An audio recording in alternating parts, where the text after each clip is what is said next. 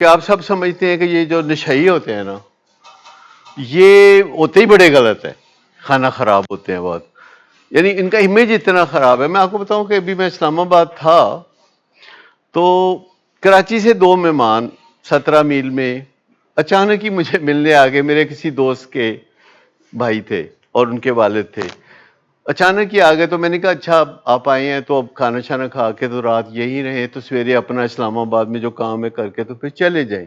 میں یہ کہہ کے کہ وہاں کے ڈائریکٹر کو کہا کہ ان کا کھانے شانے کا کریں اور یہ کریں اور وہ کریں، اور میں پھر دیگر کلائنٹس کو ملتا رہا. بعد میں مجھے اسلام آباد کے ڈائریکٹر نے بتایا کہ وہ کہہ رہے تھے کہ تسی سانو مریضاں دے بستریاں تے لمے پاتا ہے.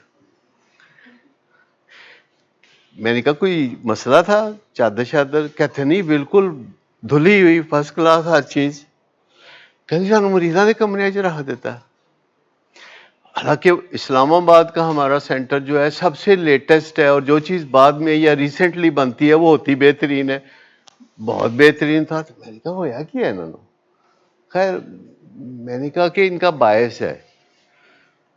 پھر مجھے یاد آ گیا کہ آج سے 26-27 سال پہلے جب ڈائبیٹکس انسٹیٹیوٹ شروع کیا اور ڈاکٹرز کو جو وہاں کام کرتے تھے تو دوپہر کا کھانا کھلانا شروع کیا جو شاد باغ صداقت کلینک سے آتا تھا، تو مہینے کے پیچھے ایک دن کہتے ہیں جی اسی نہیں کھانا کھانا.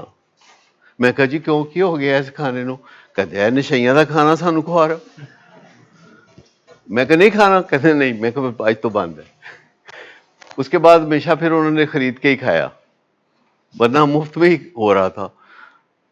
یہ آپ کو میں بتاؤں کہ یہ مت ہے، غلط فہمی ہے کہ وہ سمجھتے کہ جو نشئی ہوتا ہے نا، کبھی کبھی مجھے بھی رپیٹے میں لے لیتے ہیں. کہتے ڈاکٹر صداقت کون؟ کہتے وہ نشئیوں پنگیوں کا ڈاکٹر. وہ لوگ ایسی باتیں کرنا پسند کرتے ہیں. تو سچی بات یہ ہے کہ میں سٹوری بلڈ کرتا چنگا بھلا بندہ 5 وقت دا نمازی، کوئی پی ایچ ڈی ہوئے، کوئی پروفیسر ہوئے تے وہ نشہ کرنے لگ پوے، تو پہلے وہ یوزر ہوگا، پھر ایک دن وہ الکوہلک ہو جائے گا، پھر اس کے جسم میں زہریلے مادے بننے شروع ہو جائیں گے، پھر وہ بیوی گھوریاں وٹنا شروع ہو جائے گی، پھر انہی انگلیاں اٹھنی شروع ہو جان گیاں لوگاں دیاں، پھر وہ جھوٹ بولنا شروع ہو جاتا ہے، پھر وہ ہیرا پھیری کرنا شروع ہوتا ہے، ورنہ وہ نشہ کر نہیں سکتا. پھر اس کو خیال ہی نہیں رہتا کہ رائٹ کیا ہے اور رانگ کیا ہے بیماری کی وجہ سے. اور اس سٹیج پہ آ کے تو لوگوں کو پتہ چلنا شروع ہوتا ہے کہ بندہ اے کر رہا ہے. یہ پتہ نہیں چلنا شروع ہوتا پہلے کہ یہ نشہ کر رہا ہے، اس کی حرکتیں پہلے سامنے آتی ہیں. پھر وہ جب غور کرنا شروع کرتے ہیں تو انہیں پتہ چلتا ہے کہ یہ تو نشہ کرتا ہے.